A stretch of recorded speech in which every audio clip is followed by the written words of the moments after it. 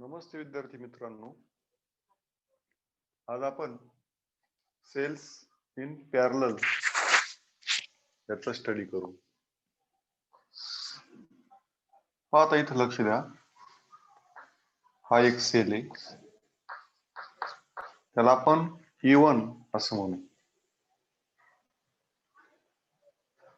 हा दुसरा एक सेल घेतला, त्याला आपण E2 असं म्हणू. आता हा जो सेल आहे याचा इंटरनल रेजिस्टन्स R1, दुसरा एक सेल आहे त्याचा इंटरनल रेजिस्टन्स R2, आणि त्या अशा पद्धतीने जी आपण जोडणी करू.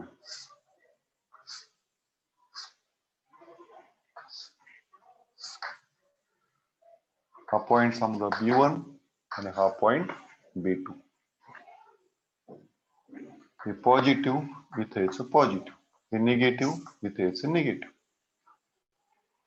तर कसं आहे पहा, इथं हे दोन सेल्स जे आहे त्या दोन्हीचं पॉझिटिव्ह टर्मिनल आपण ह्या एंडला म्हणजे B1 येथे जोडलेलं आहे, आणि हे दोन्ही सेल्स जे आहे त्यांचं जे निगेटिव्ह आहे ते एका कॉमन पॉइंटला म्हणजे B2 ला जोडलेलं आहे.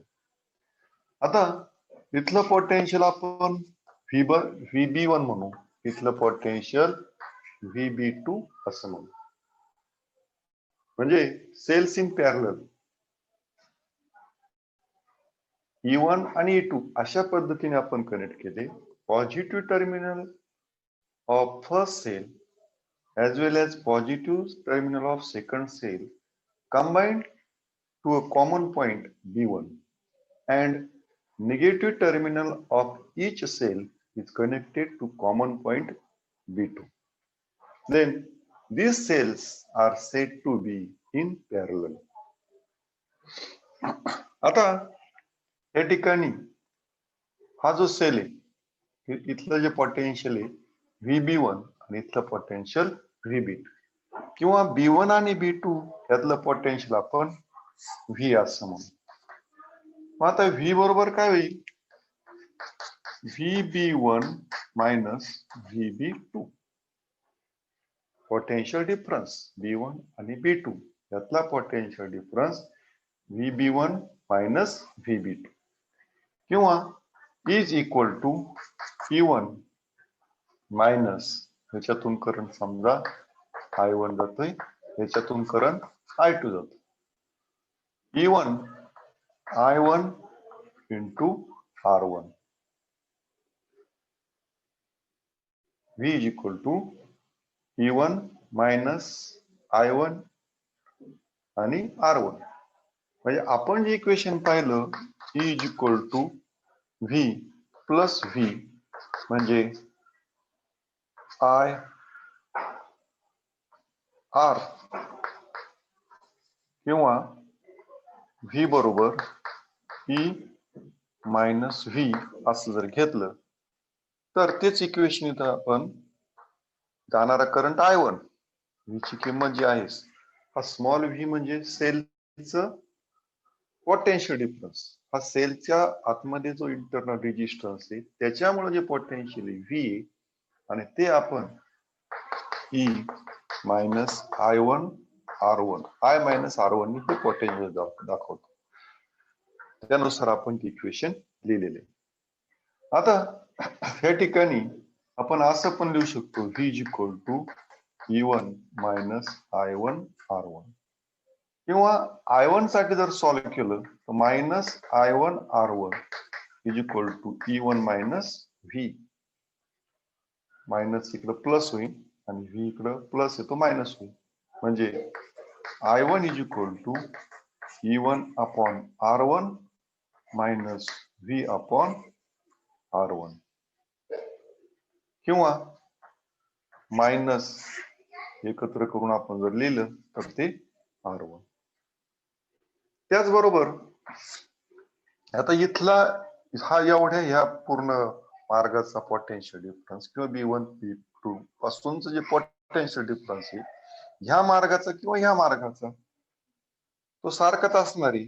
म्हणजेच V इज इक्वल टू परत आपण VB1 minus VB2 is equal to E2 minus I2 R2 असं सुद्धा लिहू शकतो.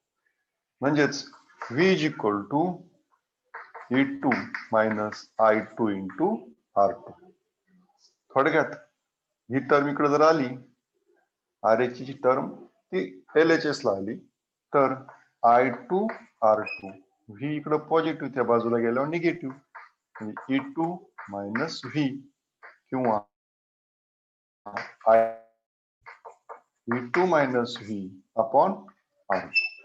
आता येणारा करंट हा जो आहे तो बायफर्केट झाला.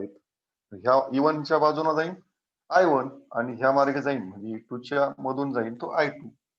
थोडक्यात I is equal to I1 plus I2 या पद्धतीने आपण ते दाखवू शकतो. आता I1 ची किंमत घेऊ तर E1 minus V upon R1 plus E2 minus V upon R2 किंवा E1 upon R1 minus V upon R1 plus E2 upon R2 minus V upon R2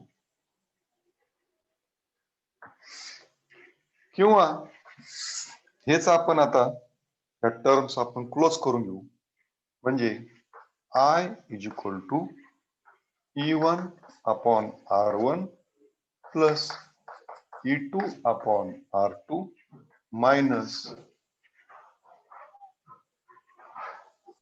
समजा इथून V कॉमन घेतला, 1 upon R1 plus 1 upon R2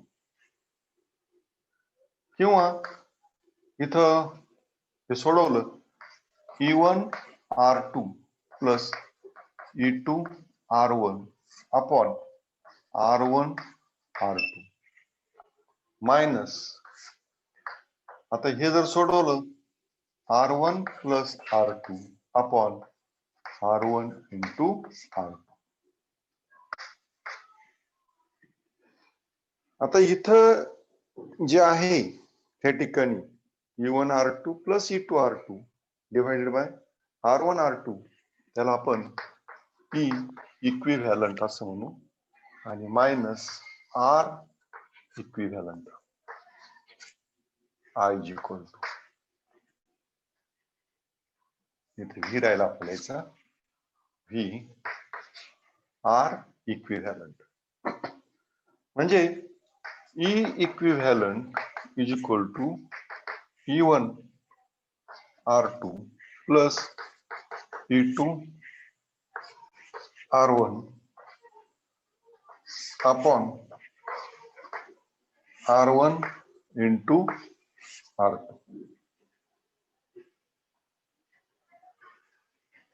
आणि R equivalent जर लिहिलं तर R1 plus R2 divided by R1 into R2. या पद्धतीने आपण E इक्विव्हॅलंट काढू शकतो किंवा R इक्विव्हॅलंट डिटरमाइन करू शकतो. आता इथं आपण E equivalent divided by R equivalent काढायचं ठरलं तर पहा, ही टर्म डिवाइडेड बाय ही टर्म, मग छेदस्थान कॅन्सल होईल, म्हणजे E1 R2 plus E2 R1 divided by R1 plus R2.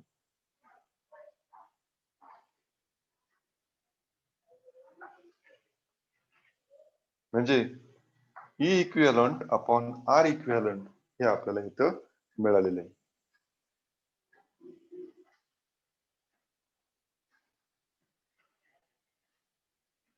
E equivalent divided by R equivalent, हे छेदस्थान कॅन्सल झालं, म्हणजे ही टर्म आपल्याला इथं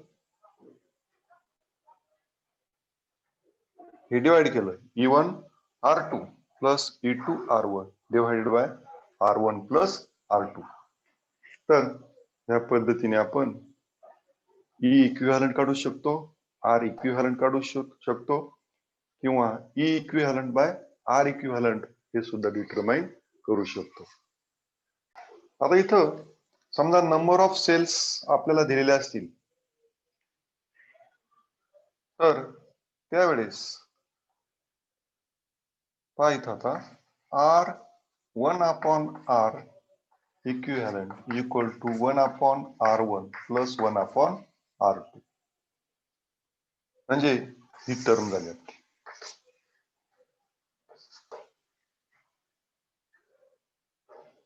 किंवा E1/E equivalent is equal to E1/R1 plus E2/R2.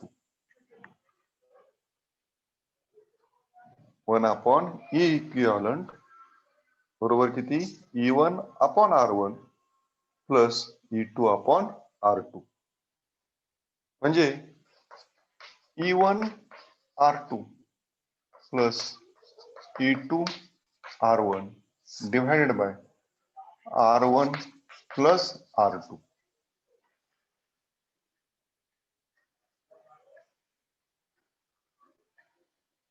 E equivalent R1 into R2. म्हणजे थोडक्यात आपली ही term झाली. आता असे नंबर ऑफ रेजिस्टन्स आपल्याकडे R1 R3 म्हणजे सेल्स ज्या आहेत त्या प्रत्येक सेलचा EMF आपण R1 पहिला सेल घेतला त्याचा EMF R1, दुसऱ्याचा EMF घेतला त्याचा R2, तिसऱ्याचा, मग हेच इक्वेशन आपल्याला प्लस 1/Rn असं लिहिता येईल. किंवा ही इक्विव्हॅलंट जर काढायचं असेल तर E1/R1 plus E2/R2 plus dash dash En/Rn या पद्धतीने सुद्धा आपण ते डिटरमाइन करू शकतो.